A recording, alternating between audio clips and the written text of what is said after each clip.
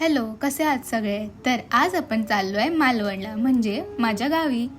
तर आमची ट्रेन होती सकाळची आणि ती नेमकी अर्धा तास लेट होती. आणि तेजस ही आमची ट्रेन होती. तर फायनली बसलो, मस्त चहा घेतला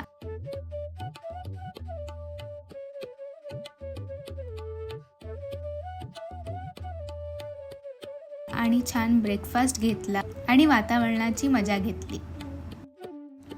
हा, आणि माकड पण आम्हाला मध्ये भेटला. हे होतं आमचं लंच. पनीरची भाजी, डाळ, बटाट्याची भाजी, शिरा, भात आणि चपाती. येस, तर आपण पोचलोय कुडाळला. पावसाळी वातावरण असल्यामुळे रस्ते खूप छान वाटत होते. खूप छान हवा, गारवा सगळीकडेच पसरला होता. माझी आजी सगळ्यांची वाट बघत होती. तुम्हाला सुद्धा आवडतो का माझ्यासारखा फणस? आणि रात्री मग आम्ही राजकोटला गेलो शिवाजी महाराजांचा पुतळा बघायला. आज दिवस दुसरा. नाश्ता केलं, मस्त आम्ही बाजारात गेलो, खूप काही गोष्टी घेतल्या. मग मी माझ्या भावांसोबत फिरायला गेले.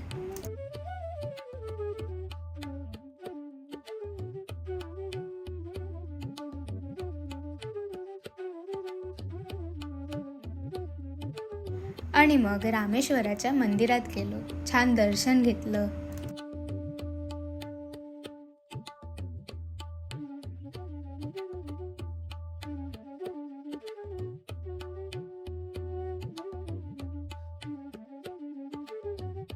त्यानंतर आम्ही गेलो श्री स्वामी समर्थांच्या मठामध्ये. तेही जवळ होतं आणि खूप छान वाटलं.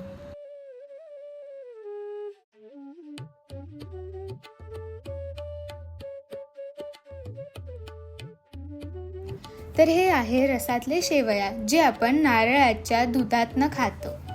आणि हे होतं माझं लंच, सिंपल पण छान. मग मी गेले माझ्या भावांसोबत फिरायला आणि त्यांनी काही मला हिडन स्पॉट्स दाखवले जे मी कधीच पाहिले नव्हते.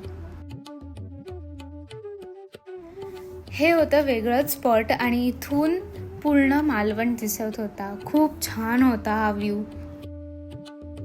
त्याचबरोबर छोटा वॉटरफॉल सुद्धा होता तिथे.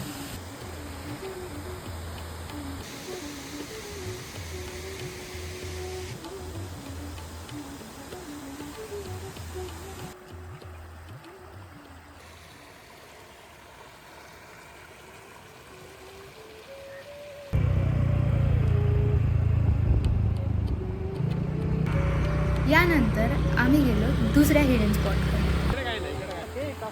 हा वाला वॉटरफॉल खरंच खूप मस्त होता आणि खूप मोठा होता. मग अचानक खूप जोराचा पाऊस आला आणि नेमकं तिकडे मंदिर असल्यामुळे आम्ही त्याच्या शेडमध्येच थांबलो.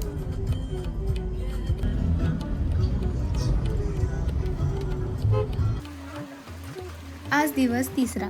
तर मला घावणे आणि चटणी ना खूप आवडते, तर नाश्त्याला तेच बनवलं होतं. आज शेवटचा दिवस इथे असल्यामुळे आम्ही बाजारात गेलो आणि लोकांसाठी आणि आमच्यासाठी सुद्धा काजू आणि काही गोष्टी घ्यायला गेलो. आज माझ्या एका मामाचा वाढदिवस आणि एका मामाची ॲनिव्हर्सरी असल्यामुळे आज गोडमध्ये आमरस केलं होतं. मग पुन्हा जरा मी माझ्या भावांसोबत वाऱ्यामध्ये फिरले आणि संध्याकाळी आम्ही केक आणला आणि सेलिब्रेशन केलं. कुडाळला खूप सुंदर रेस्टॉरंट आहे, ते म्हणजे कोकण स्पाइस. आणि जर तुम्ही कुडाळला आला तर तुम्ही नक्की इथे या, कारण इथलं जेवण खरंच खूप टेस्टी आहे आणि क्वांटिटी तर खूपच छान आहे. आज आम्ही रिटर्न जाणार आहोत. तर आज ब्रेकफास्टमध्ये बनते माझी स्पेशल डिश. तर ही डिश तुम्ही सुद्धा बनवू शकता, त्यामुळे मी तुम्हाला सुद्धा दाखवते की कसं बनवतात. आणि हे हिंग. शेंगदाण्याची कच्ची असल्यामुळे चांगले परतून घ्यावे लागतात, नाही तर कच्चे राहतात. ओके.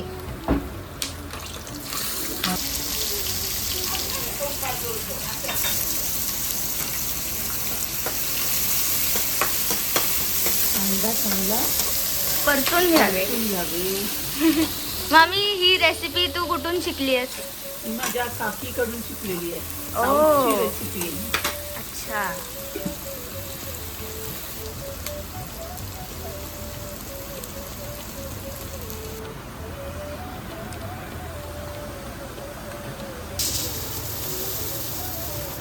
तर याच्या पाण्याखाली थोडे भिजत भिजवून टाकायचे. घ्यायचे.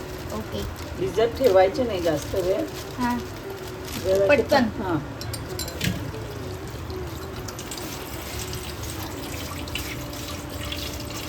हा ह्याच्यात काय आहे? फुटाणे, कढीपत्ता, हम्म, 4 लसणीच्या पाकळ्या, ओके मिरची, थोडीशी चिंच, ओके. जिरं. अच्छा डिरेक्टली टाक. येस.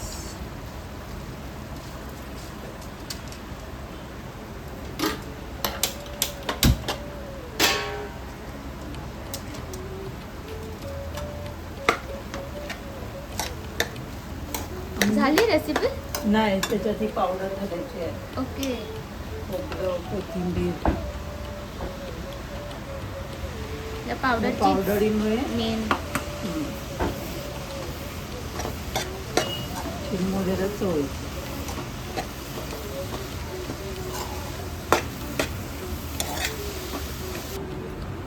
थोडीशी थोडंसं खोबरं जास्त घालायचं थोडं पोह्यापेक्षा. ओके.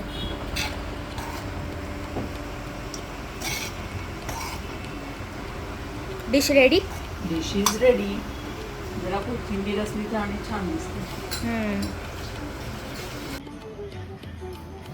रिव्ह्यू सांगा. फार अतिशय उत्तम आहे. धारवाडी पद्धतीचे पोहे म्हणतात त्याला. ओ अच्छा. अतिशय सुंदर आणि पौष्टिक आहेत. ओके. त्यांनी पचनाला चांगले आहे आणि खरोखरच सगळ्यांनी खावे तसे झटपट होणारे आहेत. आणि घरातल्यांनी माझ्या वहिनीने केले आहेत. ओ. ती त्याच्यावर हे घेऊ नको हा, सिक्रेटची action करू. अनफिल्टर्ड हे घेऊ नको हा, तुला काही. सो सुमित तुमचे रिव्ह्यू जरा. मस्त झाला, चांगला झाला. आईने केलंय माझ्या. मला आवडलं. तिखट असतं. ओके. झणझणीत. ब्रेकफास्ट नंतर छान आराम केला आणि मग नंतर हे आहे माझं जेवण. Bye bye bye. खरंच हे 2-3 दिवस कसे गेले मला सुद्धा कळलं नाही आणि खूप बरं वाटलं या वातावरणामध्ये कोकणात यायला. जर तुम्हाला हा व्हिडिओ आवडला असेल तर तुम्ही नक्की लाईक, शेअर, सबस्क्राईब करा आणि कॉमेंट करायला पण विसरू नका की तुमची कोणती आवडती जागा आहे मालवणात. तर भेटूयात आपण आपल्या पुढच्या व्हिडिओमध्ये. बाय.